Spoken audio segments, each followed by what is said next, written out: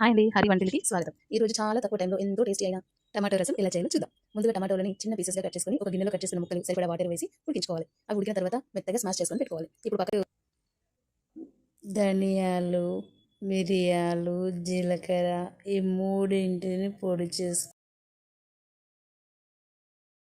చేసుకొని టమాటా రసంలో వేసుకోవాలి. అందులోనే కొద్దిగా పసుపు వేసుకొని పక్కన పెట్టుకోవాలి. ఇంకో గిన్నెలో కొద్దిగా ఆయిల్ వేసి అందులోనే కొన్ని మెంతులు, ఆవాలు, మిరపకాయ ముక్కలు, కరివేపాకు వేసుకోవాలి. దంచుకున్న అల్లం వెల్లుల్లి పేస్ట్ వేసుకొని పోపు పెట్టుకోవాలి. లాస్ట్లో కొద్దిగా ఇంగువ యాడ్ చేసుకోవాలి. ఈ పోపుని టమాటా రసంలో వేసి అందులో కొద్దిగా ఉప్పు యాడ్ చేసుకొని కొత్తిమీర వేసుకొని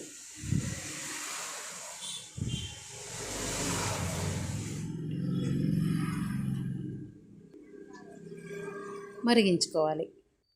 అంతే, ఎంతో టేస్టీ అయిన టమాటో రసం రెడీ.